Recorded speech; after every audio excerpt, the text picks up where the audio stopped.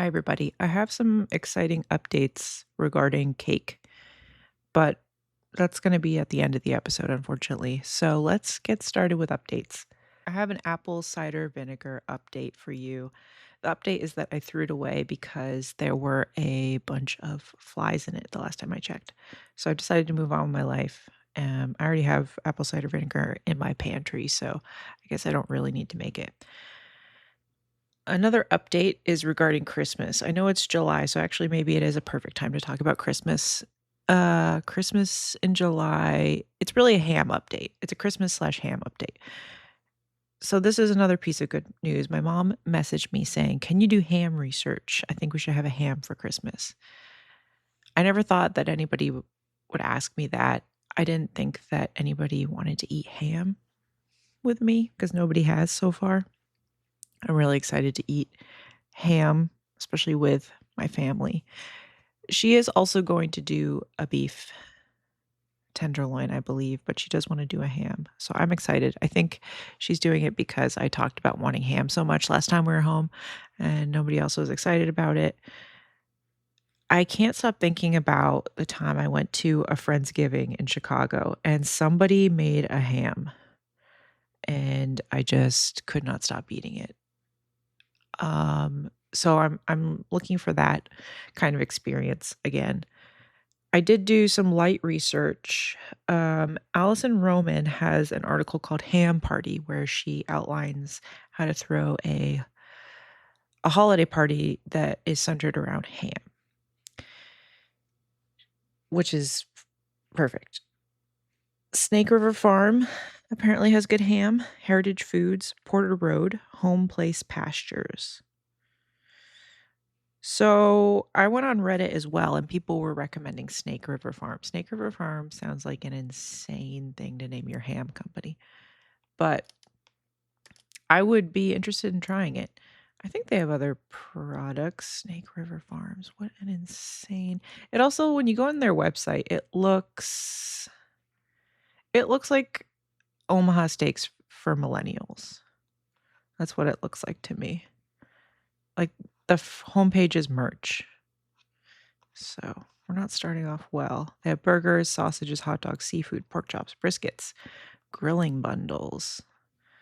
So it doesn't really seem like they specialize, which is maybe a red flag for me. Kuro, Kuro, Kuro Buddha pork is what I hear is good. They have wild caught seafood. That's random.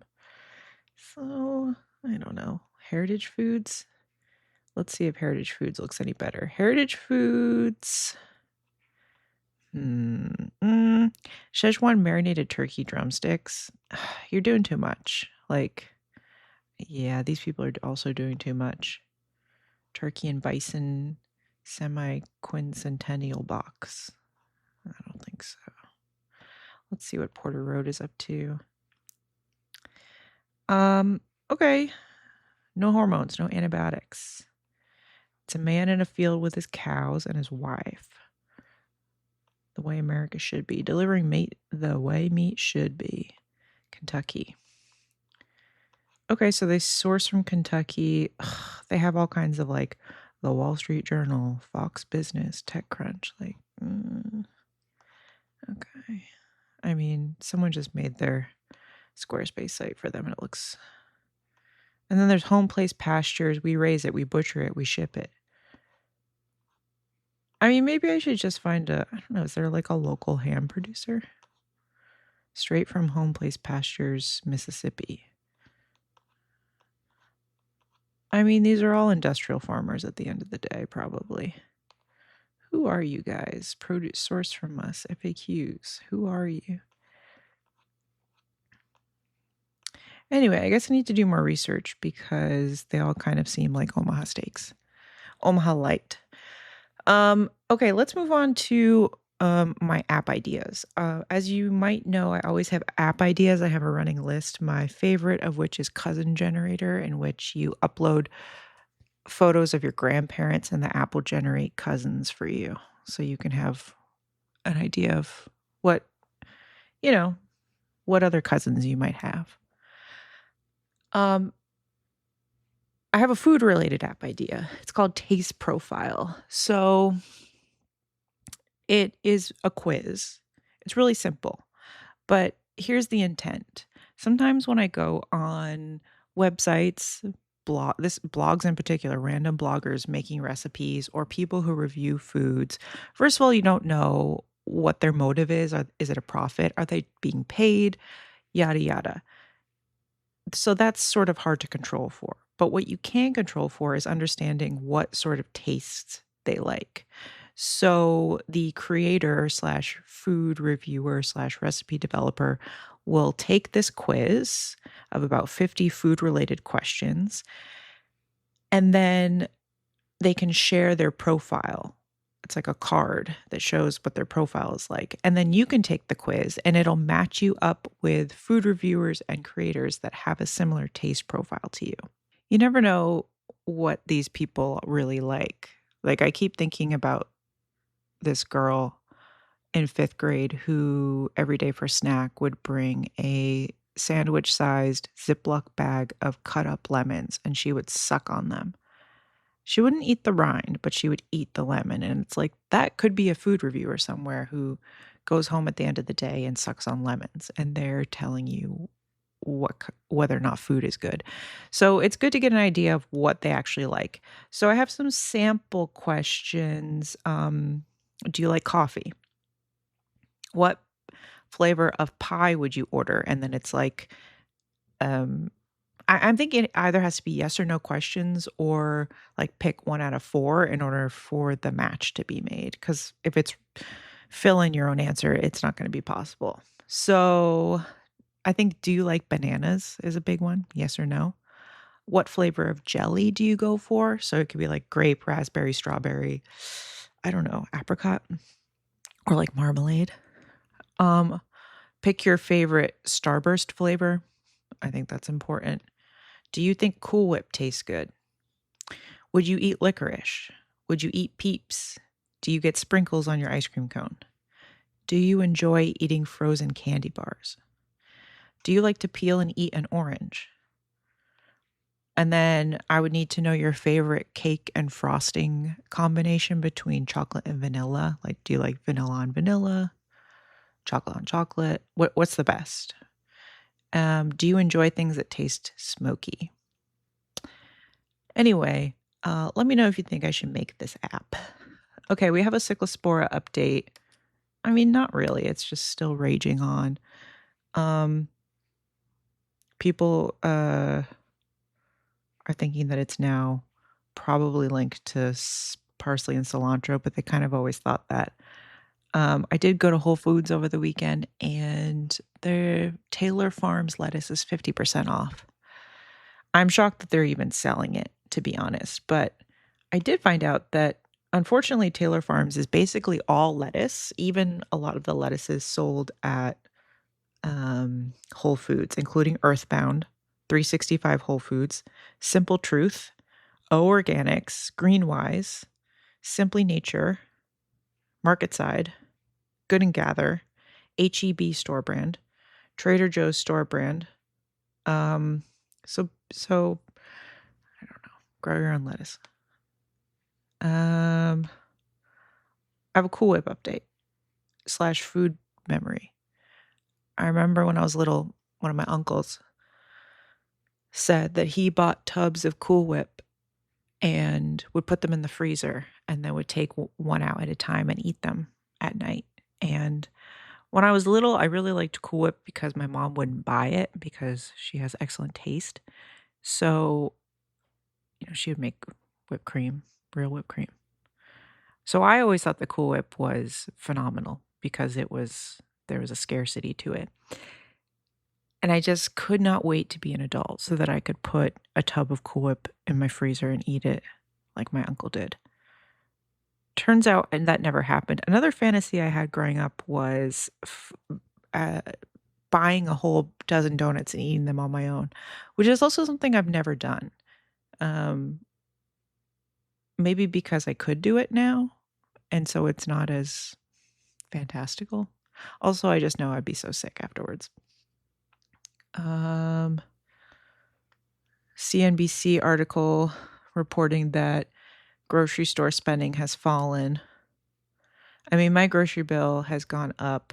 Well, this article says that grocery store prices have gone up 33% since 2019, which I believe, and I probably have the data to back up because I do track my grocery store spending each month. I have a coconut milk / curry update. My number one listener has reported that Native Forest organic curry, coconut milk is good. Native Forest is the brand name. It looked good too. And then related is a yellow sour curry update. I made yellow sour curry last week, and Brian took it for lunch the next day. He said it got even spicier the next day. I forgot to mention that I usually use the sour curry paste, not the yellow version. The yellow version is from the South and it's hotter. But I use the regular sour curry paste for a rice noodle dish that I haven't made in a while, but it is probably one of my favorites. I don't know if I've talked about it on the podcast. It's like you make a curry, but then you finish the rice noodles in the curry so they absorb the liquid, and it's sort of a drier noodle dish. I mean, it's still like there's some moisture, but one final update is a tidbit from Brian.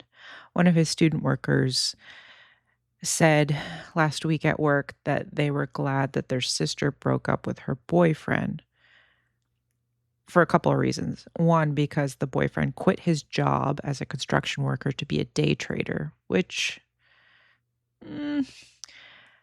but the student worker was mostly glad that their sister broke up with her boyfriend because all they did was, quote, go to Chili's or Applebee's. I mean, I'm not going to judge that. Okay, let's get into my scents. I reviewed one scent this week blindly.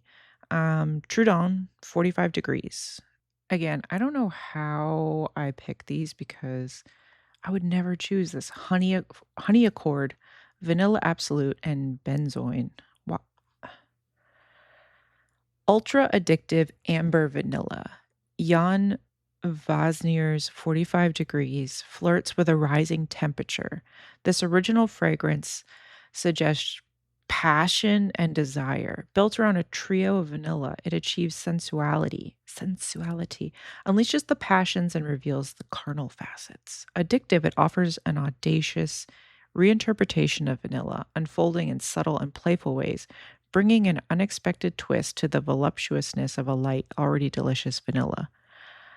I can't believe that I picked this out. The description must have been different on the scent split site. An ode to opulence. The night comes alive, bold, enigmatic, cloaked in red. It captivates with mystery and draws in striking silhouettes in search of luxury, refinement, and raw sensation. Drawing on its expertise in haute parfumerie, Trudon unveils Nuit Rouge. A highly concentrated signature collection comprising 3 exquisite fragrances, 45 degrees, Midnight Omen, and Mystique. Nuit Rouge showcases opulent and intense creations. Okay, so this is part of a series. Great. Head notes: bergamot, honey accord. Heart notes: vanilla absolute, Georgie wood, Madagascar, CO2 vanilla. Base notes: benzoin resin, natural vanillin. Okay, let's see what I described it as. 90s Bath & Body Works Sparkle Spray, limited to vanilla, 90s coffee shop, rubber bands. 90s Goody brand sparkly elastic hairbands with the metal piece. Elastic waisted pants, standing on top of a hill. Car trip, berry pie, elementary school pencil box. Nordstrom's, the soles of LL Bean slippers, trees swaying in the wind, getting cotton candy at a hockey game, playing with Barbies. Okay, let's move on to the internet.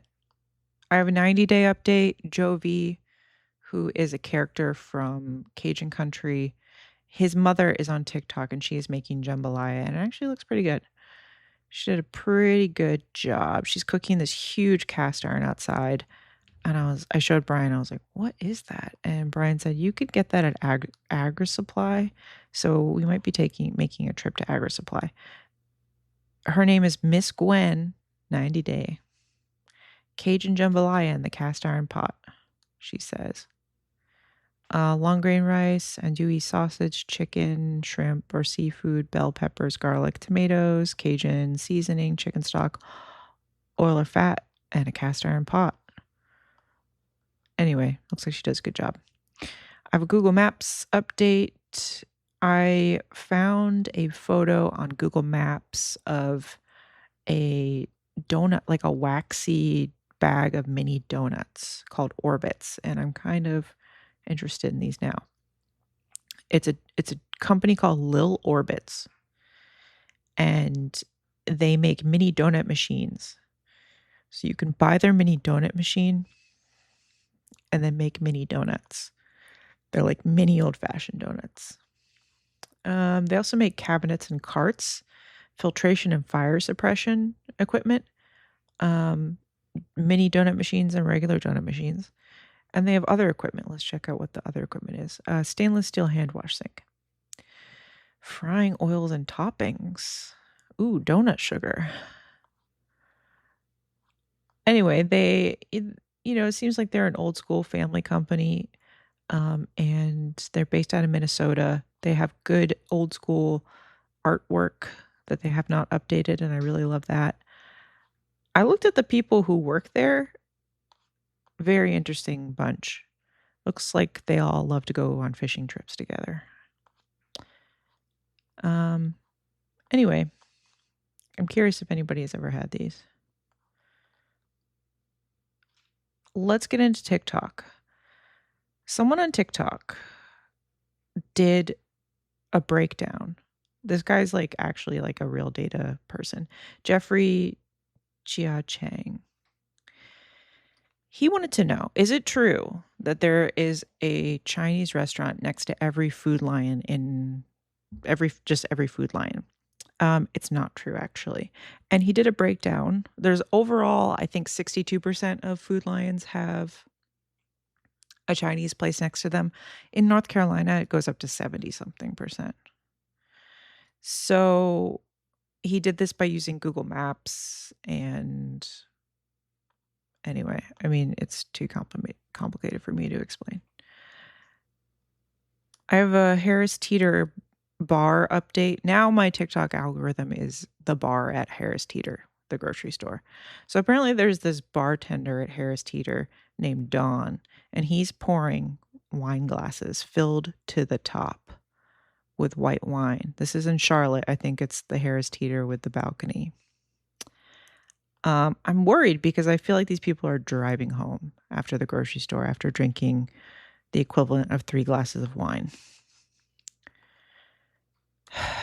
Also, like, Don could get arrested for that. I don't know if he could get arrested. I'm not a lawyer. I don't know the criminal system that well, but you can get in trouble as a bartender for overserving, and he's clearly overserving. So maybe don't post images, or do post images on the internet of him doing that. Crumble, the bakery, that Brian just found out about that. A video came out also in Charlotte, I think, North Carolina. A lot of interesting things happening there. Crumble employees were doing hair behind the counter.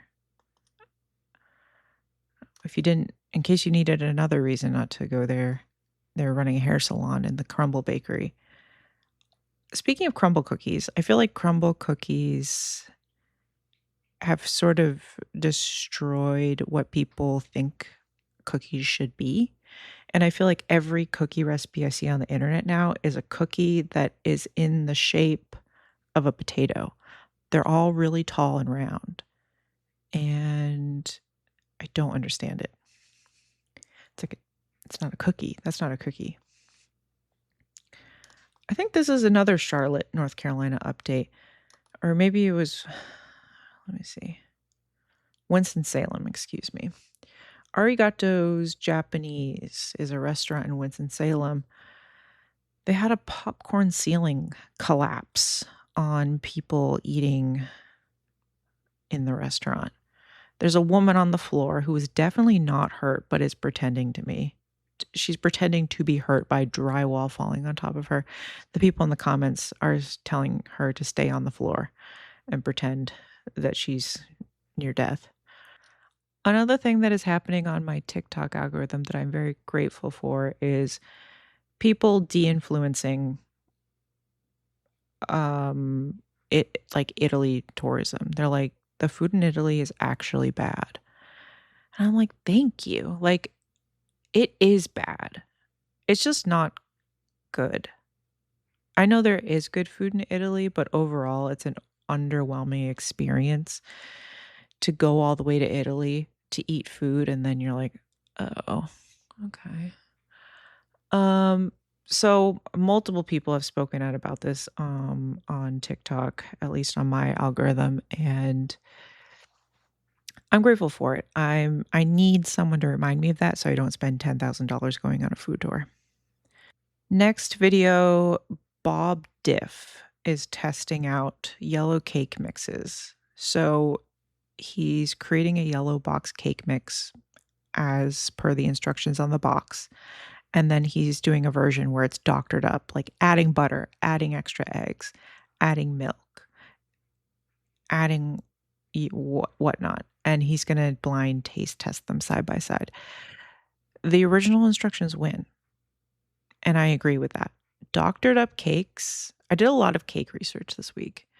The more you add to the cakes, the more they're going to taste awful, in my opinion. Keep it simple and light and spongy. Let the buttercream add that richness for you. You need that contrast of like light and spongy with an icing or a buttercream that's going to be a little bit more intense. The worst thing in the world is I ate so many wedding cakes when I worked weddings in Chicago, and they're awful because the cake is just overdone. It's dense. It just tastes like straight butter. Mm-mm. And I know that they need to do that so that the cake stands up and doesn't collapse, but that is not the way to do it, in my opinion. Okay. In the spirit of worst salat, the salami salad, ham jello. I know that people have like busier and crazier lives than I do, but it kills me when I see people using styrofoam plates and bowls in every single video that they're making. It's like, you can wash a plate. So this is an account called Josh and Mama, and they've kind of blown up. I think they're on the Today Show, and this woman makes like, look, if you and your son have enough time to make a TikTok account where you make crazy viral videos of slop, like ham jello, you have time to wash the dishes and run the dishwasher. I'm sure they have a dishwasher. Um, I told my non-American coworker the other day that I didn't have a dishwasher, and they almost fell out of their chair. They thought all Americans have dishwashers. I've never had a dishwasher as an adult, since I moved out of my parents' house. Never had a microwave. Well, I had a microwave once in Chicago, but it got struck by lightning and didn't work. So I did use it for storage. I had a dishwasher in one apartment in Brooklyn, but it was an apartment that I couldn't cook in because one of my roommates filled the fridge with gallons of milk and Kraft singles at all times. And then the other roommate got Blue Apron deliveries and shoved, like literally punched them into the fridge like a trash compactor so that you'd open the fridge and it would be a wall of Blue Apron orders that were rotting and a ton of milk. So I couldn't cook in that apartment. So therefore I did not use the dishwasher, and neither did anybody else. So anyway, Josh and Mom are making ham salad, and they said it was good. What is it? Flavored gelatin. They say use green or lemon flavored. Diced cooked ham. Creamy binder, which could be Cool Whip, mayonnaise, or a blend. Optional add-ins: pineapple tidbits, diced celery, chopped pickles, shredded cheese, and nuts. No. Get out of here. Um, let's see. What is this video? Resident Evil food, but he just talks about Meg Ryan. What part of the chicken is that? Looks like the spine. That's the note that I wrote to myself. Let's see what this video is. Oh, God. Sean James Johns. Ooh, he pulls the lid off. His stove is dirty as hell. Pulls the lid off to reveal what looks like the spine of a chicken cooking in a ton of gravy. It is bubbling away. It's like 90% bones. Well, actually, sorry, it's not a lid. He's using another pan as a lid on top of a pan, which I guess is smart. He's got some rice in the background. He's using a plastic fork to make it. And I think one of the top comments was, this is Resident Evil food, which is why I wrote that. And most of the video is him talking about Meg Ryan for some reason. Anadama bagel. So this really should be under the Google Maps section, but I did originally see it on TikTok. So there's a place in Maine that I actually already had saved on my map as a place I wanted to go called Rover Bagel. They have really good merch. And they make an Anadama bagel, which I never see around. But when I worked at Pies and Thighs, we had an Anadama bread that we served, toasted up with our big salad. We used to be able to get a staff meal every shift, and sometimes I would get the big salad with a chicken cutlet cut over the top. That was really good. Piece of Anadama bread on the side. Okay, whipped jelly. Frosted animal cookie, someone said. Yeah, someone made whipped jelly. They just whipped up jelly, and I think they put, you put gelatin in jelly, I guess. And then you whip it up, and then they poured it over something. This is someone called the Cafe Baker. Looks like it could be interesting. Yeah, someone commented, maybe I'm stupid. Isn't that technically a marshmallow? I guess it kind of is. My nan would make this, but she'd add less water to the jelly mix, and once ready to whip, add a can of evaporated milk slowly until it starts to fluff up. It's so hard to get it perfect, though, because too much milk or not enough. Okay, shut up. Anyway, I don't know what that would taste like. I can't even imagine. 9-layer cake. Brian sent me this video like 8 times. It's these guys in North Carolina saying that the best cake in North Carolina is at the IGA grocery store. I don't know if I've ever been to an IGA, but I guess there's a offshoot of IGA called Charlie C's IGA, or maybe all IGAs are Charlie C's. But they make a 9-layer chocolate and yellow cake. And the layers are super thin. I'm interested. I do have to try and find one. Hold on, let me see if there's one around me. Okay, great news. There's one in Durham and there's one in Raleigh, so I might check that out. Canada Dry update. There's a peach mango flavor, 0 sugar ginger ale, back at Costco, Canada. Wow, I would love that.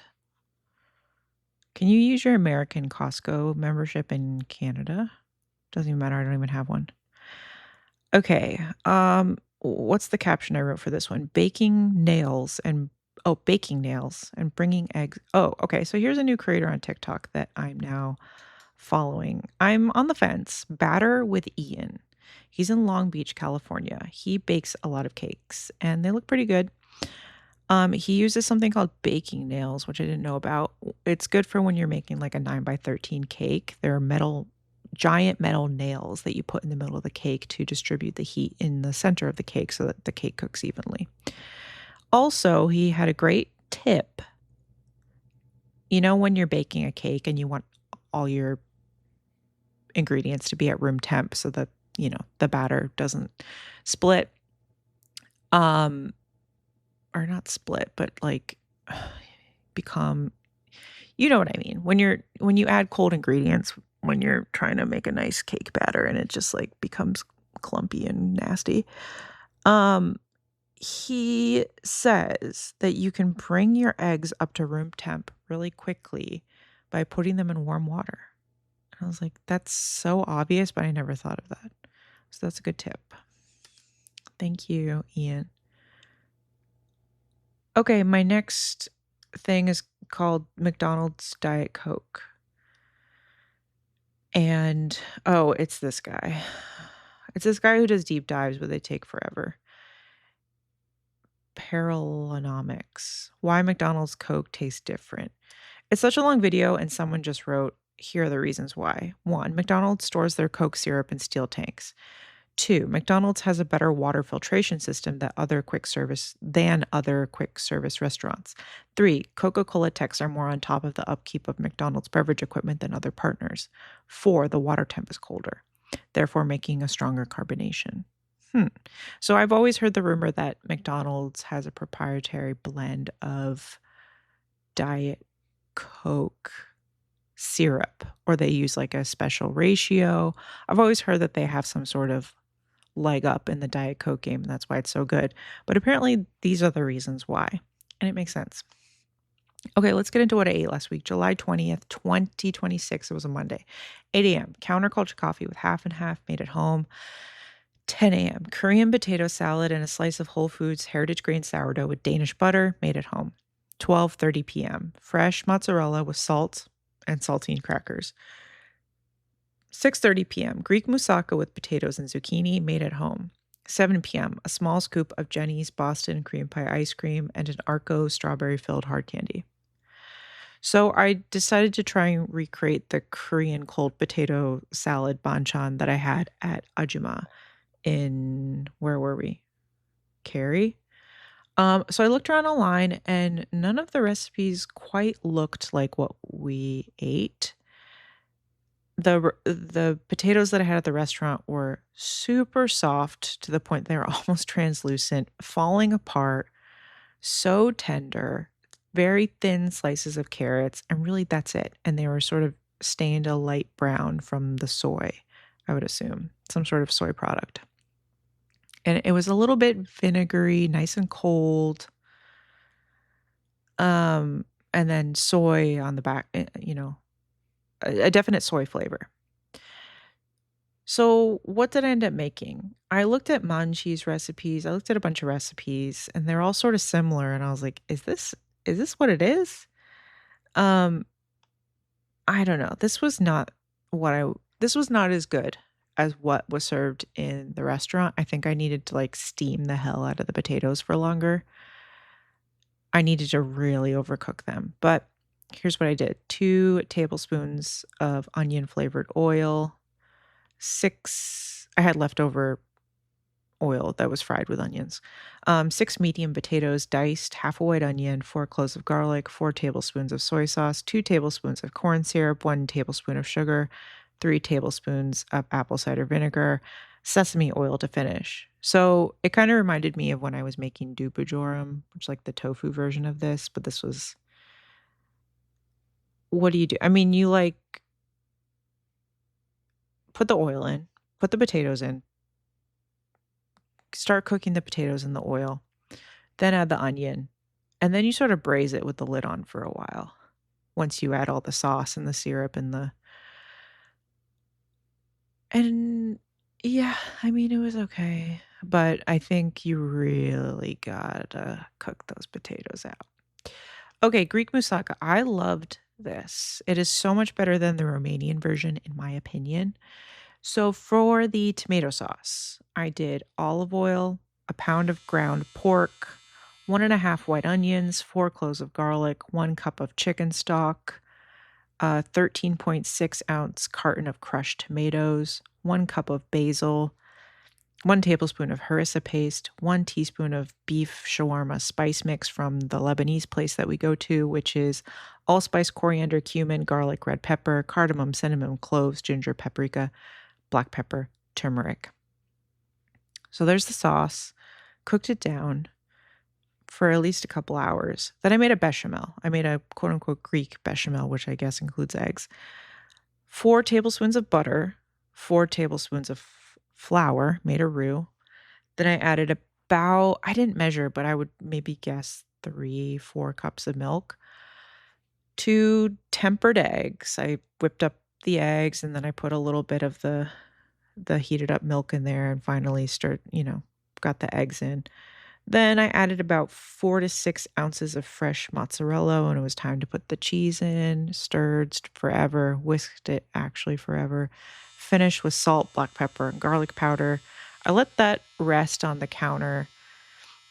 Um, and then traditional Greek moussaka uses eggplant, but I had 2 zucchini from the NC State student farm, plus all the potatoes that we have. So I thinned them slicely with the potatoes. I roasted them separately. I roasted the potatoes in the oven, took them out, then I roasted the zucchini in the oven. I cut the zucchini a little bit thicker since it's more tender than the potatoes. Salted and olive oiled both of them before roasting, and I sliced the zucchini the long way. And so all of this was for a 9 by 9 glass Pyrex dish. Um, so yeah, then I layered sauce, potatoes, more sauce, zucchini, sauce, sauce again?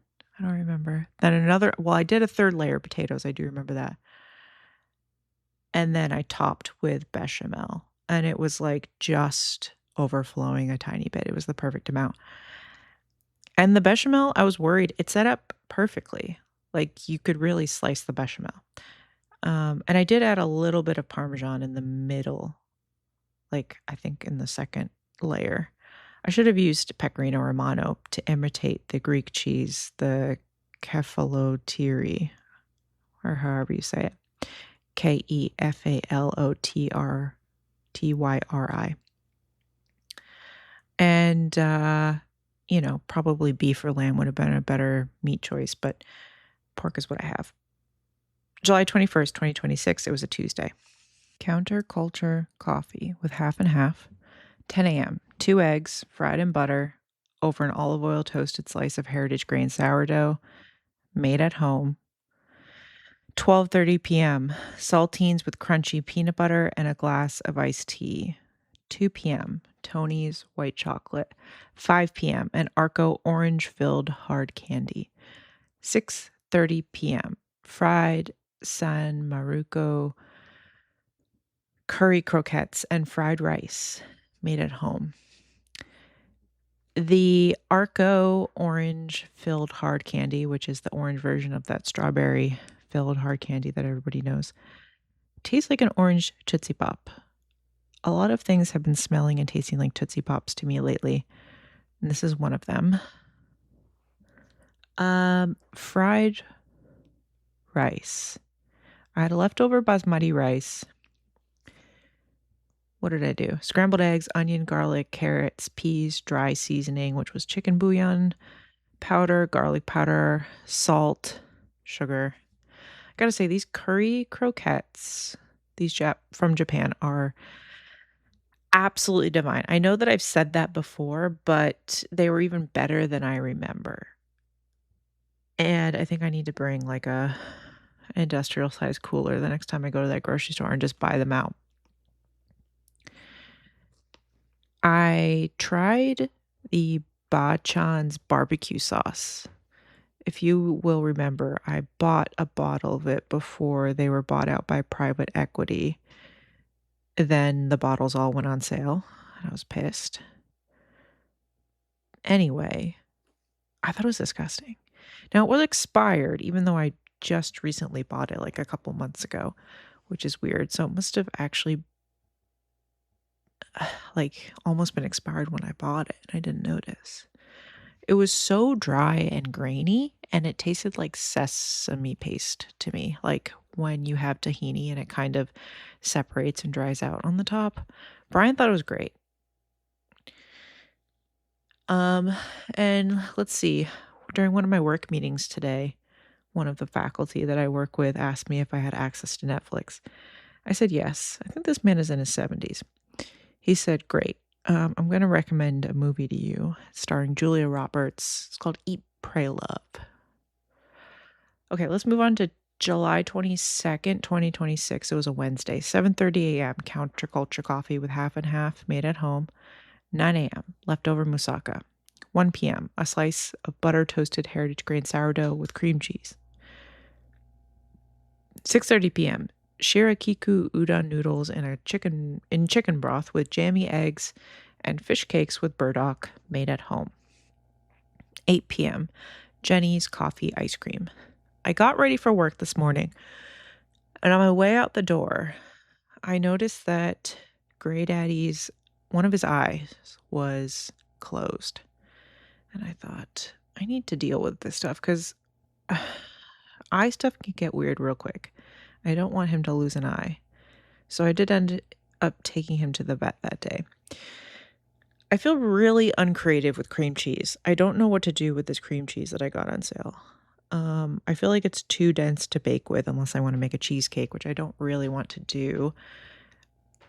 And all of the cheesecake or cream cheese coffee cake recipes that I've looked up are some sort of Polish version where there's like a really thick layer of cream cheese in the coffee cake itself, and that I don't know if I want that. I don't want like a dense gummy experience.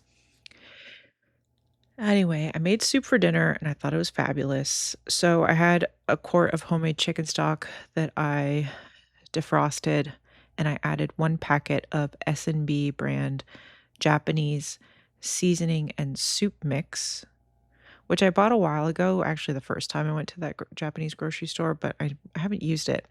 The recommended uses on the box are udon noodles, which is this usage, or fried rice. So it is a good dry seasoning for fried rice, I'm realizing, and I should try it out. I added a little bit of soy sauce, a little bit of garlic powder, some very thinly sliced onions, and then I got a frozen fish cake patty with burdock root inside of it at the Japanese grocery store. So I sliced that up and added it right at the end. And then I got these frozen Shirakiku brand udon noodles. And I just dropped them in right at the end of cooking, and they were perfect. And they stayed nice and chewy. They were wonderful, nice and thick. Brian loved them. He said, I usually don't like this style of noodle because they fall apart. I think really you just like the key is like don't cook them. Just like put them in the hot broth and serve. And I made perfectly jammy eggs. Remember when every recipe had a jammy egg in it like 4 years ago? New York Times could not stop convincing us to make jammy eggs. What else? Oh, I added like a pat of butter to the Japanese soup because I thought it was a little thin tasting. I thought it needed a little bit of fat. Freshgogo.com. What is this? Oh, this is the Shirakiku Japanese style noodle. Yeah, these were good. I think it's like a hokusai artwork on the package. It's like 2 men with long noodles in the style of hokusai. And I would highly recommend them. Okay, Jenny's coffee ice cream. Honestly, it tastes kind of watery, and I would not buy it again. It tastes like they poured coffee into it. They were just like, we made some coffee, let's just put that in there. And you can tell because there's too much water in it. It's crazy because that same day, a video came up on my algorithm from the Next Gen BA Test Kitchen, aka the Food Influencer Food Lab, where they reviewed coffee ice cream. Insane. Guess what their top pick was? Jenny's coffee ice cream. That's how I know that it's manufactured. They didn't even taste the Haagen-Dazs coffee, which is insane to me. Their second runner-up was Trader Joe's coffee, and then they picked a decaf version from a brand called Strauss. Anyway, July 23rd, 2026, it was a Thursday, 8:30 a.m., counterculture coffee with half and half made at home. 10 a.m., saltine crackers and cream cheese with sriracha and garlic powder. 12:30 p.m., Bella Trattoria frozen garlic chicken Alfredo pizza and raspberry jello. 5 p.m., ricotta polpette and tomato sauce with orecchiette, parmesan, and la Torrangelle olive oil made at home. 6 p.m., raspberry jello and Arco hard candy. Absolute desperation food kind of day. Just a day of consuming terrible pale wheat-based products with cheese. Um, this is because I didn't go to the grocery store on Wednesday, and I was like, "What am I gonna make?" I kinda snapped out of it midway through the frozen pizza and threw it away because it started to taste awful, and it wasn't so much as I snapped out of it as I didn't snap out of it and gain consciousness halfway through because I knew what was going on going into it. It's more like I got the ick and everything started to taste too real. Also, I need wheat-based products to be well done. Okay, so ricotta polpette. This is where things started to turn around. Again, I didn't really go to the grocery store. I didn't really have anything. I had this thing of ricotta in the fridge that I got on sale that I was gonna make or I was gonna use to make, those Italian ricotta cookies that taste like black and white cookies, but I was like, "Okay, I need to just put them towards dinner." Put them towards a non-sugar based concoction. So I saw a TikTok video by Pina and Ro. They're a mother-daughter duo who have been making videos for a while now. The mother is Sicilian and she's teaching her daughter the recipes. And they sort of stepped up their game recently and they're stepping up their production value of their videos. It's a little bit different. And I think they're nailing it, to be honest. Pina and Ro. So the mother was explaining that her family's been making this for over 100 years and they would make ricotta meatballs essentially when they didn't have meat around. Um, yeah, and so that's basically my story as well because I didn't go to the grocery store this week because I didn't wanna leave my cat in a hot car. 1 pound of ricotta, 2 eggs, 1½ cups of panko, quarter cup of grated pecorino romano, 2 grated garlic cloves, salt and pepper.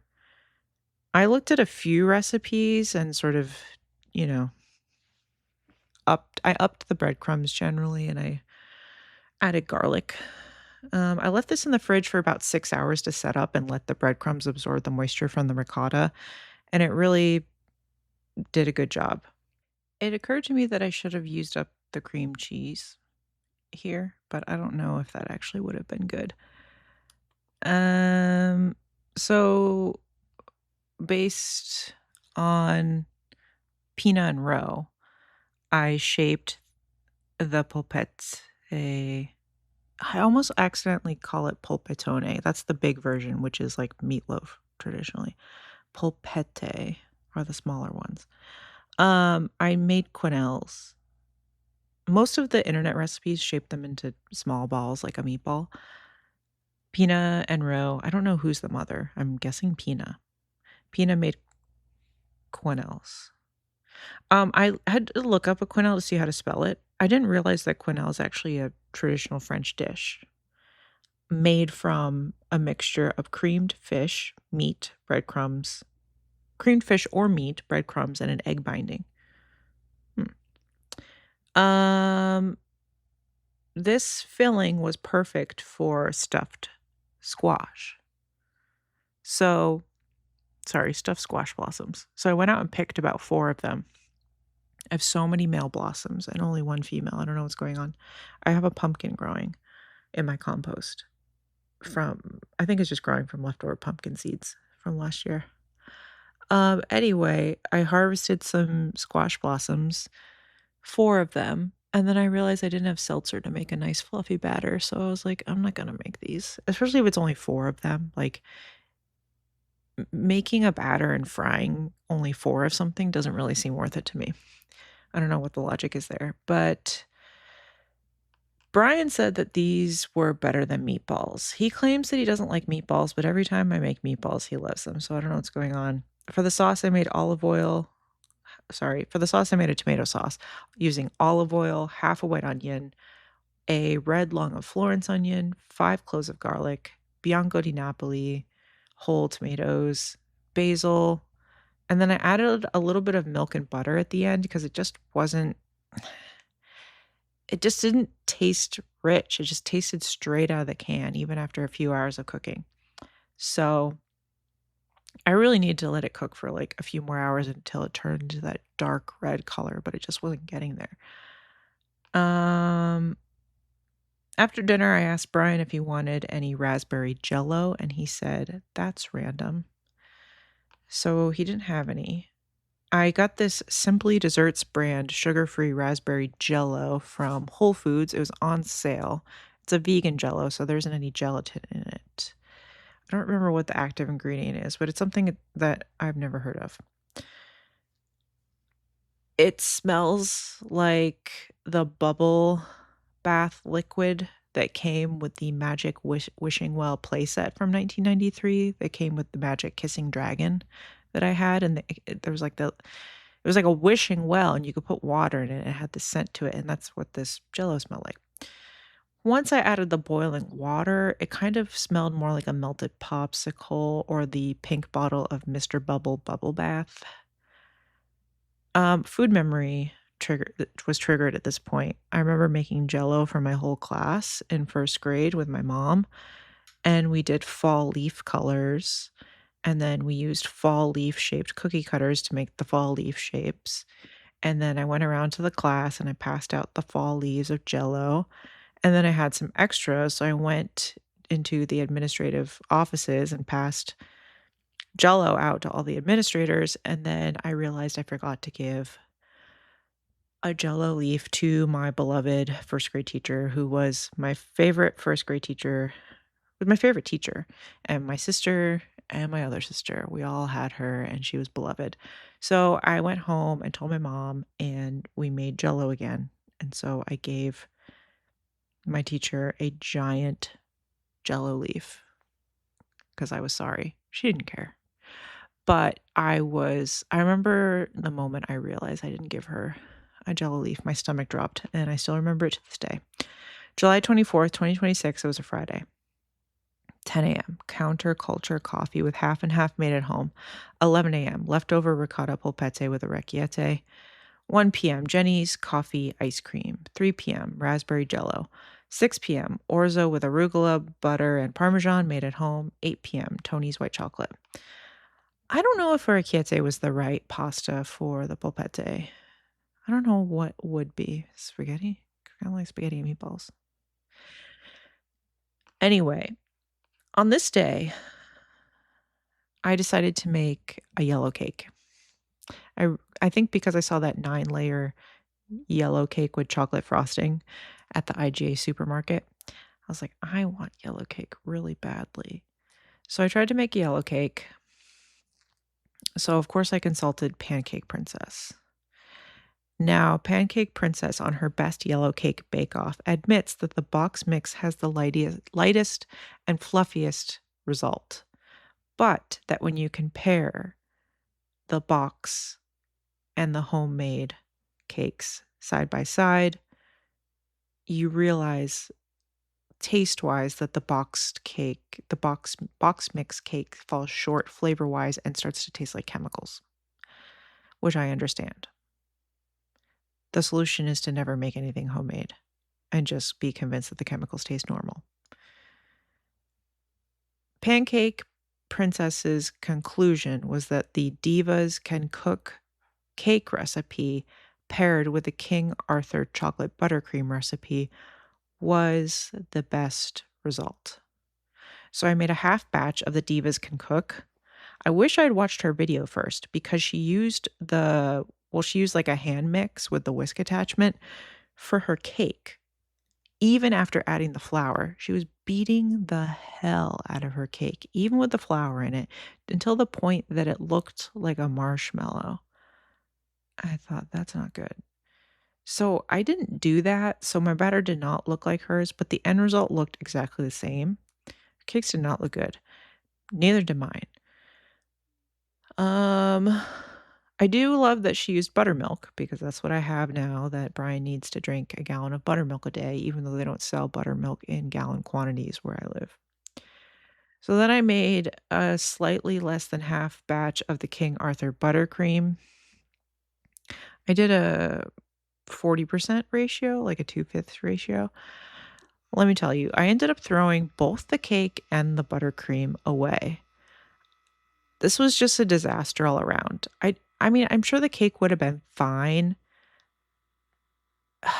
So, I started making the buttercream and the cocoa powder would not incorporate. And so there were these little specks of bitter cocoa powder throughout, and it was kind of grainy. And no matter how much I whipped it, I could not get I could not fix it. I tried everything until I finally split the buttercream so badly that I ended up throwing it away. It looked insane. I've never had buttercream look like this. Unfortunately, I put it on the cake. My kitchen was a little too dark. I didn't realize how badly it was split. I tried to scrape it off the cake. The cake started coming apart. And I was like, this is not even worth it because I tasted some of the cake and I was like, it's not even good. And the buttercream, even when it was kind of together, didn't even taste that good. So I threw it all away. Ended up going on Reddit to see why boxed yellow cake is better than homemade. Most people agree, even when making like Sally's Baking Addiction or other homemade recipes, side by side, the homemade cake is too dense and buttery compared to the light, fluffy cake mix. Um, and I thought, should I just give up? But I didn't. And we will get to an actually good vanilla cake in a little bit. And on this day, Brian's beard smelled like Sprite. July 25th, 2026 was a Saturday, 8 a.m. Counterculture coffee with half and half made at home. 9:30 a.m. 2 hard-boiled eggs made at home. 12 p.m. Indian food and chai at Naga South Indian Cuisine in Morrisville, North Carolina. 4:30 p.m. Black and white cookies from the Whole Foods Cookie Bar. 7 p.m. Popcorn with Banner roasted garlic, basil, and parsley butter made at home. Wait, I forgot to say, the divas can cook. First of all, it's like another person on a blog, and I'm just like, I don't think this person knows how to cook. Sorry. But they did whip the egg whites separately. They whipped them to all hell.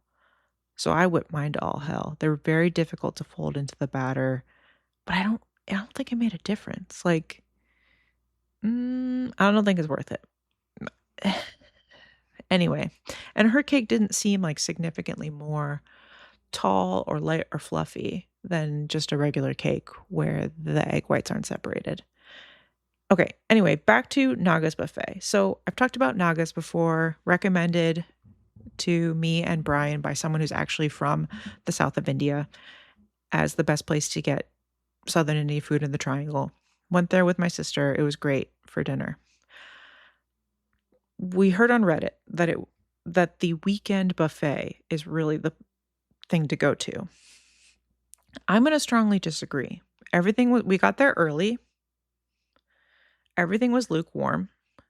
There was something called a welcome drink that was bright yellow. Brian said it tasted like Pedialyte. I would go back for dinner, but not the buffet. The paneer, there was like a paneer curry and there was a butter chicken that were fine. The dal was okay. I mean, everything just sort of, I don't know. It was not good. They didn't even have chicken 65. They had cauliflower 65. They had shrimp 65. They had like an on-site dosa maker who was outside making dosas in the parking lot. I don't know if you can do that, like health code wise. You could just make stuff out in the parking lot. And then bring it inside the restaurant. No, I would not go back. The chai was like a big, well, it said tea, and I was like, I wonder what this is. And it was like a pre-mixed warm chai with milk in it or some sort of dairy powder. Tasted like a dairy powder. Okay. And I drank it out of a mini styrofoam cup. You would think it was good because it was literally just like Indian families there. So it's like that's the telltale sign of like authentic. I don't know. I'm not saying it's inauthentic. It just everything was kind of whatever. I think for dinner service, maybe you pay a little bit more, but everything is hot and spiced to your liking. Like we were able to get things more like way more spicy and everything was just better quality, I think. Hot tip, don't go to the buffet actually. Um, Here's a link. Oh, I drove past this place, Pam's Farmhouse Restaurant, which looks pretty good actually. Oh, 2 stars. Food was greasy. Molasses tasted cold, or molasses tasted old. Coffee was basically tea-colored water. Apparently, they have good barbecue chicken, grilled biscuits, rice, and gravy. I mean, it looks like it could be good. They have hamburger steaks, chicken stew, barbecue pork, fried pork chops, backbone with rice and gravy, center slice country ham with red eye gravy, country fried bologna, vegetable plate, country style steak with rice and gravy, squash and onions, collard greens, candied yams, creamed potatoes, butter beans, tomato salad, potato salad, sliced cucumbers, sliced tomatoes, pickled beets, applesauce, fresh deviled eggs, fresh coleslaw, banana pudding, $2. Wow. I ended up getting some black and white cookies from the North Raleigh Whole Foods, which I haven't been to in a long time, but they actually have black and white cookies in their cookie bar. And I was like, these look exactly like the ones in the clamshell, but let me just make sure. I think they are the ones in the clamshell, so that sort of solves that mystery of where the ones in the clamshell are from. But because they were sitting out in the cookie bar, the icing hardened and had a really nice snap to them. The ones in the clamshell are sort of contained in their own moisture, so they go soft, icing-wise. July 26, 2026, it was a Sunday, 9 a.m. Counterculture coffee with half and half made at home. 11 a.m., 2 sunny eggs over fried masquerade potatoes with chili, chives, and garlic powder made at home. 2 p.m., vanilla buttermilk cake with vanilla buttercream made at home. 5 p.m., penne curry with pork, tofu, potatoes, Thai basil, and red bell peppers over basmati rice made at home. Oh, is that it? I guess so. I ended up getting some plum cots at Whole Foods. We went after the buffet on Saturday. I bought these because of the citrus influencer on TikTok. I think his name is Mark. I don't remember, but I think I've talked about it before. He just went to Europe and tasted all kinds of fruit. He does stuff beyond citrus fruits. He's sort of in like stone fruit season right now. So he's talking about pluots, plum cots. So it's like a gradient. So you have apricots, then you have apriums, then you have plum cots, then you have pluots, then you have plums. So it's a gradient and it's like different mixes of plum and apricot. So I got the plum cot, which is in the middle. It's 50% of each. They also had apriums, which I wish I had gotten. I think that's like more like 75% apricots, 25% plum. Brian ate one and I tasted it. They're very small, like an apricot. It tastes like a plum. It looks like a plum, but it has like a firmer flesh and a firmer texture, kind of like an apricot. I would like to try the apriums. They were $1 more expensive, but both were on sale. So maybe on Wednesday I'll get some. Penne curry. This was a really good curry. So I got some Mayploy penne curry paste. I used ground pork.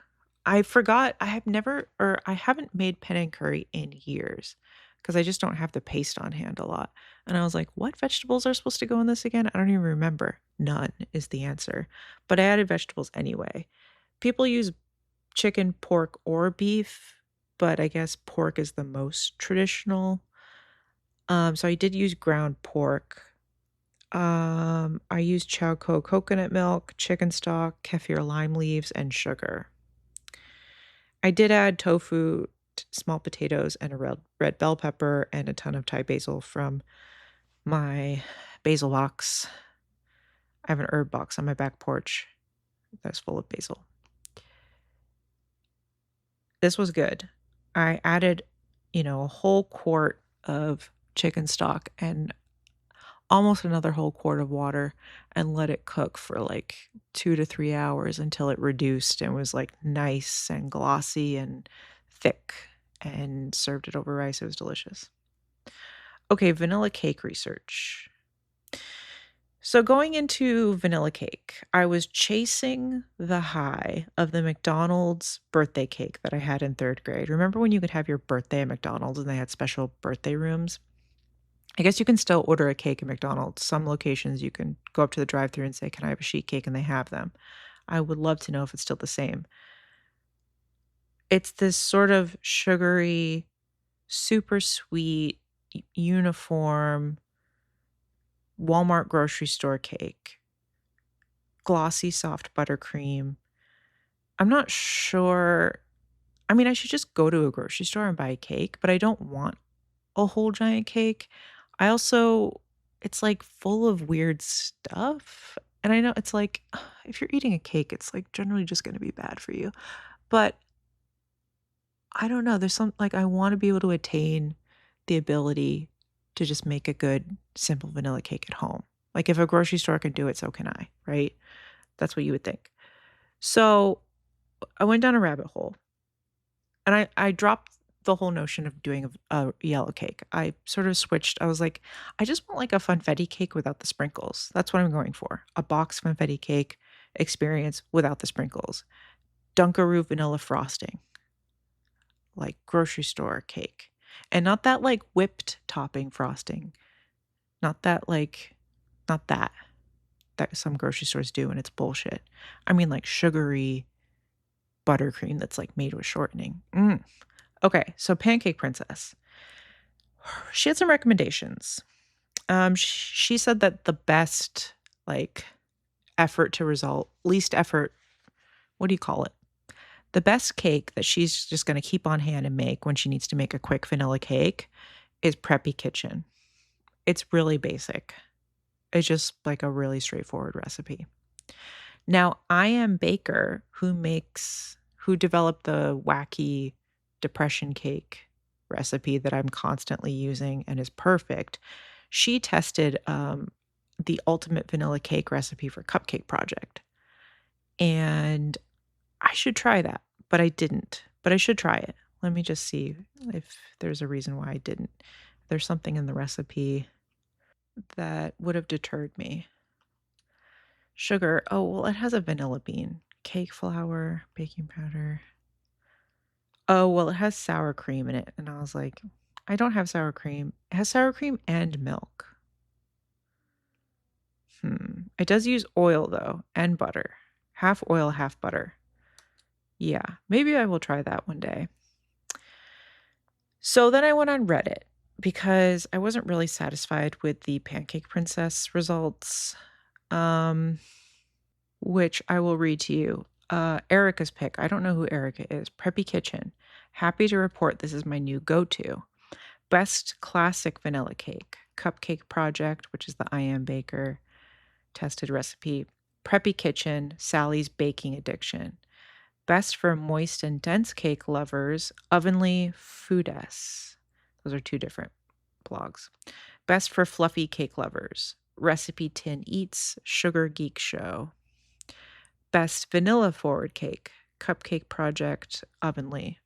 Best not too sweet cake, Recipe Tin Eats, Baked, Cupcake Project.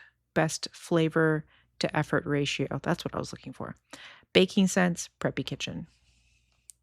So, I mean, maybe I'll try Preppy Kitchen at some point. Why didn't I do Preppy Kitchen? It was all butter, first of all, which I'm not looking for. So I ended up going over to Reddit. Now I know I talked shit about Butternut Bakery, and I just did last week. And a big part of this podcast is me being a bitch, but ultimately learning and growing from it. So I did consider making her recipe. Here's why I didn't. Now, okay, so then I went on TikTok after going on Reddit. I went on TikTok, searched like vanilla cake. Her video came up and her cake looks so good and spongy and soft. And I thought, oh. But then looking at her recipe, it had so many additional eggs, like milk powder, just so many additional doctored up things. I was like, I wonder if this is more like the dense wedding cakes that I don't like than like a boxed cake. Do you know what I mean? Like it was too much. It was more like a bakery cake, and that's not what I'm going for. Now, I did consider some recipes that use the reverse creaming method, and I was like, I've never done the reverse creaming method. Why? Now, America's Test Kitchen had a good article on this. So their conclusion was that both mixing methods, the basic creaming and the reverse creaming, produce equally tender results. The differences boil down to the crumb's rise and structure. So for everyday baking, a fluffy, slightly domed, regularly creamed cakes are fine. You should use the creaming method for cakes such as a pound cake, a gâteau breton, or a chocolate bundt cake. For fancy cakes with multiple layers, the flat top and plush crumb of a reverse cream cake can be more desirable. Use a reverse creaming method for recipes such as lemon layer cake, a New York style crumb cake, or a coffee cake.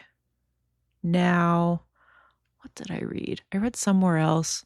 And so at this point, I was like, oh, let me do the reverse creaming method. But then I read somewhere something that deterred me, and now I can't remember what it was. And I went back to the regular creaming method. Shoot.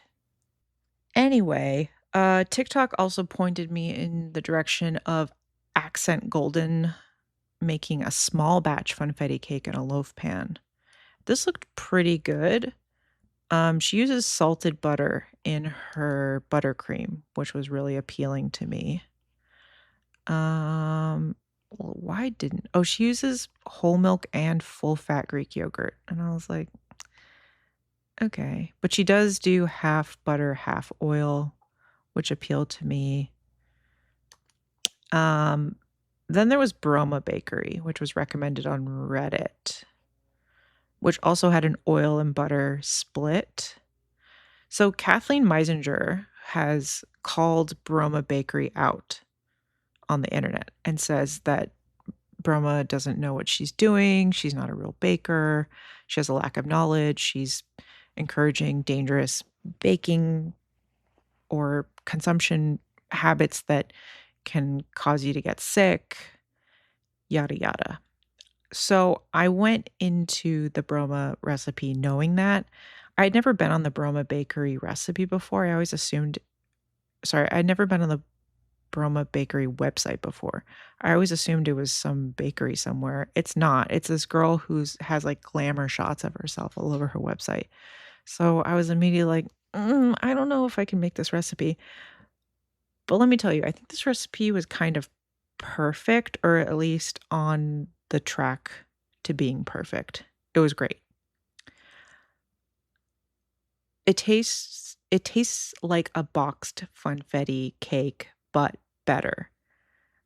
I did cook it to 200 degrees, and I wished I'd cooked it to 210 because I think the middle was just not under, but a little bit more wet than I wanted. I also think that I added slightly too much buttermilk, kind of on purpose. The edges of the cake were perfect. I kind of like a little bit dried out. Like the edges of the cake were perfect. The middle still wonderful, but I wish I had dried it out a little bit more. It was so soft and spongy and pillowy and fluffy. And then I used the Preppy Kitchen buttercream frosting, which was perfect, except I upped the salt by a good amount. And Brian had 3 slices of this cake, which is insane for him. He's usually like, I don't want that cake, and then he'll eat a slice and I'll be like, okay, thanks. Even 10 p.m. last night, Brian woke up and said, should we eat more cake? It was so fluffy and fresh. It reminded me of a fluffy, fresh buttermilk pancake with salted butter. Okay, so here's the recipe. I did a half batch because I just wanted to do 1 8-inch cake. 1/4 cup or 57 grams of unsalted butter at room temperature, 1/4 cup or 53 grams of vegetable oil, 3/4 cup or 156 grams of granulated sugar, 2 large eggs at room temperature, 1 tablespoon of vanilla extract, 1.5 cups or 180 grams of cake flour, half a teaspoon of salt, 1 1/4 teaspoons of baking powder, 2/3 cup or 160 grams of buttermilk at room temperature. And I did pick up a box of King Arthur cake flour at Whole Foods for this recipe, and I think it did help. I baked it at 325 for about 37 minutes or until 200 degrees, as I said, until the cake was no longer making those crackling sounds. Um, what else do I have to say about this? I creamed the butter and the sugar together. The recipe says to cream the oil and the butter together first. I creamed the After reading a bunch of different recipes that do butter and sugar, I creamed the butter and the sugar together and then slowly emulsified the oil in. I poured it in at high speed and it created this luscious, like marshmallow, like fluffy texture. Then the eggs, beat those in until they were really voluminous and incorporated. And I think a whole tablespoon of vanilla really does make the difference. I think I'm like underestimating or like not putting in enough vanilla when I bake. So a whole tablespoon of vanilla was great. And okay, so then I did the preppy kitchen buttercream. I really let the butter come to room temperature. Like it was super soft, and I think that's key. Um, so I scaled down the preppy kitchen buttercream to, well, this is half a stick of butter, but then I doubled it back up. So I used a whole stick of butter, a big pinch of diamond crystal kosher salt, 200 grams of powdered sugar, which was like at least 2 cups. And then I probably used a full teaspoon of vanilla extract.